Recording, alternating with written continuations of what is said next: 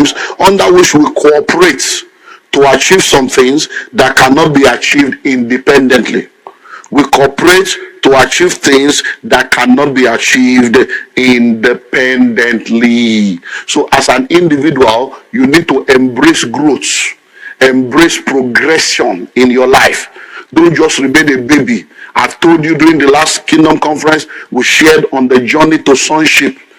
The heir, Galatians, the heir, as long as he's a child, is not different from the servant, even though he's the owner of all things. So many people in the church have remained as children, have remained dependent.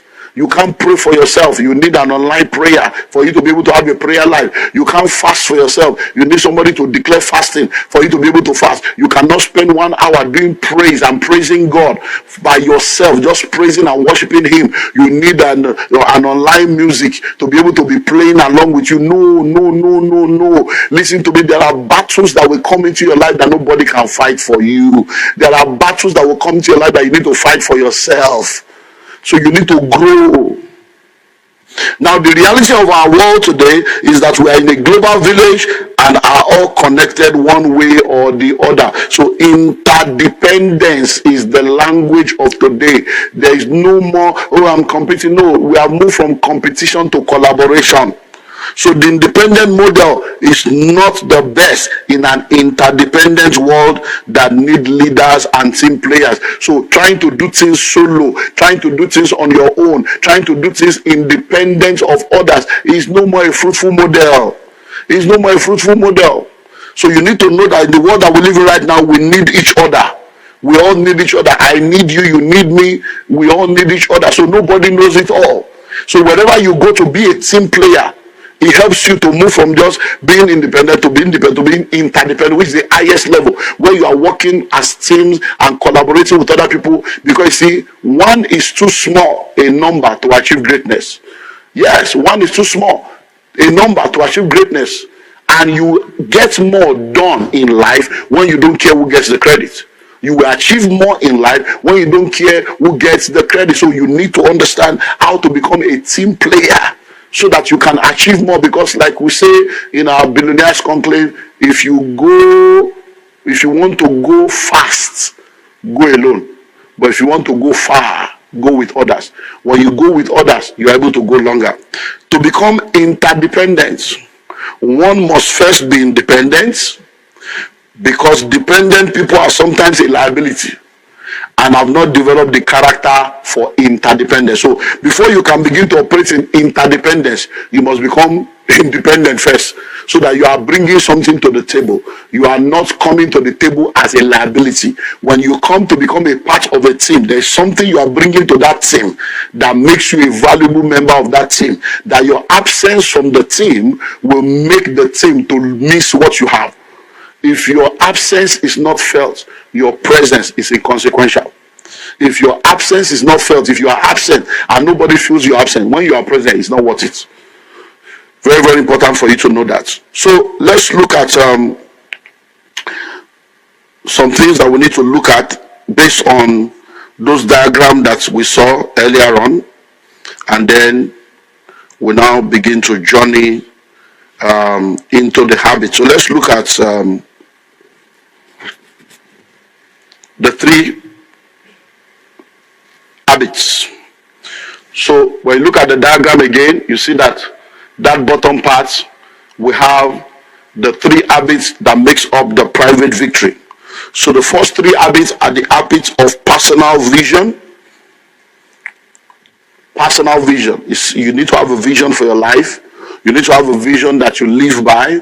You need to have a vision that guides you, because vision is everything. It's vision that will take you out of confusion. Vision will take you out of the tunnel and take you into something great. So the habit of personal vision. Then focus on self-mastery. These 3 habits will help you to achieve this. We'll focus on self-mastery, so you're able to master yourself, master how to manage yourself and how to become effective. And then it helps you to achieve private victory that is required to move from dependence to independence, and then to interdependence. So when you focus on these 3, it will help you to achieve private victory, so that at least you are not part of the problem. Like I always say, this little light of mine, I'm going to let it shine. At least if you cannot solve everybody's problem, solve your own, so that when they are looking for problem, you won't be part of the problem. At least that is one less problem for other people to solve. And then be proactive, begins with the end in mind. Put first things first are the first 3 habits, and that is what they help you to do in your life. So first 3 habits, note it. This overview will help you, because when we start looking at each of the habits now, we'll now go deeper and be looking at them. But right now, just understand, so that anywhere you go, you just have it at the back of your mind. First 3 habits, personal victory. Second 3 habits, public victory. 7th habit, all around. And you just go around with that. Then habit 4, 5, and 6 addresses interdependence. So you have think win-win, seek first to understand, then be understood, and then synergize. Now those 3 habits now will now give you public victory. And by the time you have a public victory, you have moved from dependence to dependence, and you have entered interdependence. Then we now go to the 7th habit, sharpen the saw. Sharpen the saw, which is going to be all around. So whether you are in private victory, public victory, sharpen the saw. Whether you are dependent, independent, or interdependent, sharpening the saw covers for every aspect of our lives. So to be consistently effective in life, one must find the proper balance between actually producing and improving one's capacity to produce. You remember last week, PC, producing and production capacity. So you consistently make sure that you are in a position where you are balancing that, the production and your capacity to produce, so that you are improving in your productivity and you are not a liability. Like I said, this series is supposed to take like 10 weeks. So I'm going to try to see how we can move fast, because I really want every one of you to get the book. If you already have it, go back and read it. Just plan that before the end of this year, I'll visit this book again. Because you see, as the world is advancing, we are moving into a place and a time in the world where your value is what will determine how far you go in life. It's been like that, but it's becoming more real now. Because in the world that we live in right now, there are so many valueless things, so many evil, so many things that you are asking yourself, is this now a career? So going forward, people that are offering real value are the ones that owns the future. If you are not really offering value, if you are someone that can be easily replaced going forward, you are not going to have a future. And it's going to be very, very frustrating. So you need to begin to work on all these things. So, well, I want to start today now to begin to take us from one habit to the other until we get to the 7th one, so that we'll see how far we can go within the next few weeks. So habit number 1. Habit number 1. The first habit of highly effective people, which is part of the 3 habits that will give you personal victory and move you from independence to dependence, is be proactive. Now, be proactive is the habit of personal vision. The habit of what? Personal vision. This is the ability to control your environment instead of your environment controlling you. It's the ability to control your environment instead of your environment controlling you. It's the habit of personal vision. So you are an individual, and even though you are born in a ghetto, you are born in a shanty, you are born in a hood, you are born in a village, you are born in a shack, you use vision to take yourself out. Why? Because everybody has an imagination. Now, your imagination gives you the ability to travel into the future and then come back into today, the present, and make up your mind to enter into that future. So no matter who you are, even if you are inside prison, your imagination cannot be imprisoned, except you decide to allow your mind to be held captive. So you can imagine your way, dream your way, visualize your way out of any situation or circumstance that defines yourself. So you have to be proactive to know that your environment cannot determine who you become. You determine who you become. So you need to work on your internal environment so that your external environment will bow to your internal environment. So that's what's being proactive. Like we say, vision is foresight based on insight with the benefit of hindsight.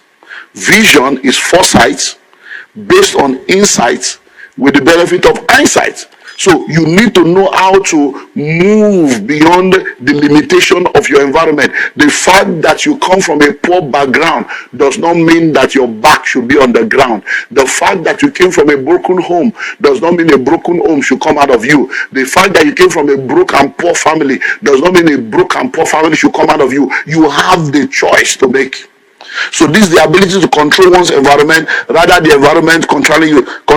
It is recognizing that I have the freedom and the ability to choose how I respond to whatever happens to me. Don't tell me you don't know what he did. You don't know what he did. If you know what he did, no matter what he did, no matter what he did, you have the ability to decide what you want to do and how you want to respond.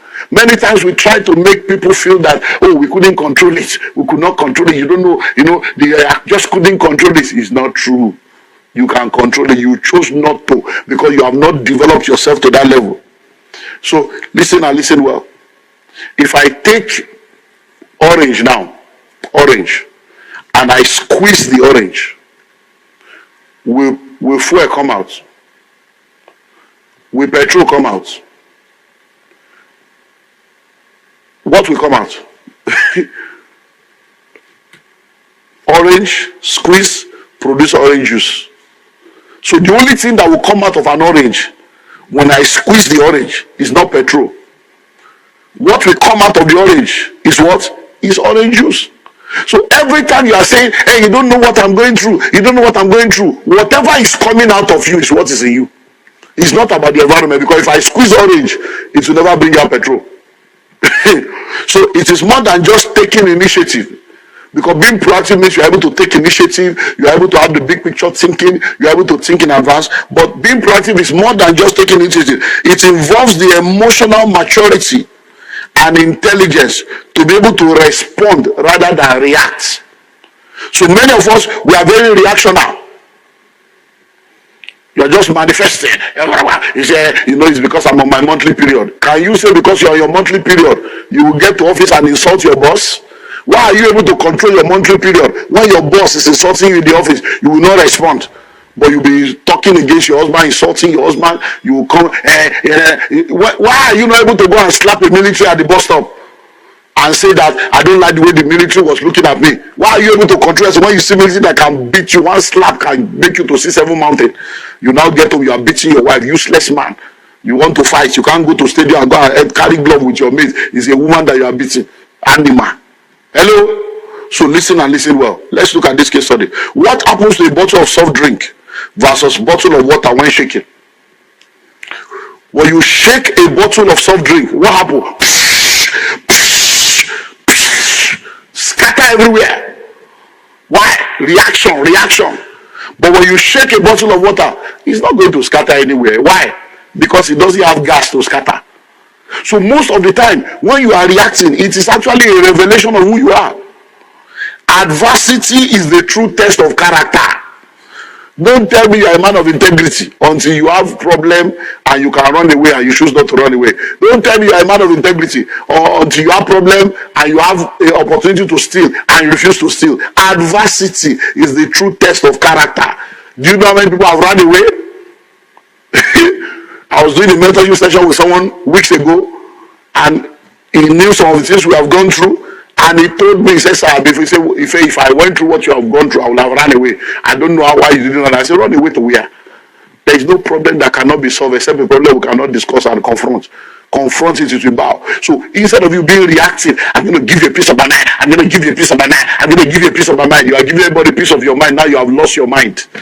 Don't pieces your mind everywhere. Piece of my mind, piece of my mind, piece of my mind. No emotional intelligence at all. You are a spiritual giant. You can raise the dead, open blind eyes, but you are an emotional dwarf. Every smart you don't para. you don't scatter ground, that people are now the one controlling your emotion because they know the button to press. So are you reactive or are you proactive? Are you reactive or are you proactive? Very, very important. Are you reactive or are you proactive? Don't blame the environment. He says because they slap you. If a soldier slap you now, will you slap back? He said, hey, I slapped him. He slapped me first. I slapped him back. Hey. Listen to me. If there is no slapper in you, you cannot slap. There are people they have slapped that didn't slap back because there is no slapper in them. Say he is the one that committed adultery first. So means I had to do my own. Abba. Are you even hearing what you are saying? Two wrongs does not make a right except that you are wrong. Two wrongs does not make a right. So many times we are just reacting. Hey, don't you know the economy is hard? Hey, the way the economy is going, the economy is hard. Have you gone to slap a soldier? The economy is hard. The economy is hard. Have you gone to slap a soldier to say the economy is hard? So let's look more into this. Proactive people recognize that they are responsible. The word responsible is a function of three words: response, able, and I. I have the ability to respond. I have the ability to respond. So to be responsible is to have the ability to respond the way you are supposed to respond, not to react. So you are responsible, not reactable. Because if you are reactable, you are like a reactive gas. You are like a reactionary person. And reactionary people don't end up becoming the best version of themselves. So proactive people recognize that they are responsible. They don't blame genetics. They don't blame circumstances. They don't blame their condition or conditioning for their behavior. They know that they choose their behavior. They know. So they can't say it's because I'm black, it's because I'm a male, it's because I'm an orphan, it's because I'm illiterate, it's because I'm no. All those excuses you are giving. Don't forget 7 habits of what? Highly effective people. That's why you are not effective. You are giving excuses for your bad behavior. You are giving excuses for your irresponsibility. You are giving excuses for not being the person you are supposed to be. You are following my hand, following the hand of the church, following the hand of God, following the hand of yourself. Reactive people, on the other hand, are often affected by their physical environment. They find external sources to blame for their behavior. They give all kinds of excuses instead of taking responsibility. We have said it over and over again. Excuses are the trademarks of failure. When people succeed, they take responsibility. When they fail, they give excuses. So excuses are the trademarks of failures. So, I have the ability to respond right instead of reacting wrongly. I have the ability to respond right instead of reacting wrongly. Those are the attitude and the attributes of people that will do well in life.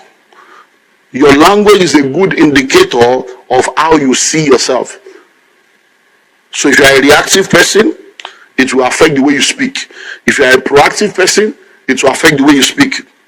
A reactive person uses reactive language like, I can't do that. Oh. No, if only. Those are reactive people. They are always looking for ways to come out of responsibility, shirk responsibility, avoid responsibility. But the proactive person uses proactive language like, I can. Oh, I can do it. Okay, I will do it. Okay, I prefer to try. Even if at least let me try. That's a proactive person. You are not running away from responsibility. You are not shirking responsibility. You realize that if you are going to be all that you are supposed to be, you can only do that by being proactive. So many things we can look at under this first level, but we'll continue next week and we'll continue on habit number 1. Be proactive. So next week we'll now look into how you can be more proactive, and then we'll take it from there and move on. Let us thank God for this part 2. Let's thank him for how far he has helped us. I don't know about you, but God is a faithful God. I'm so confident that the rest of this year is filled with possibilities, and I'm so confident that as you become better, things will become better in your life. Open your mouth and pray. Let's pray in the Holy Ghost right now. Rabo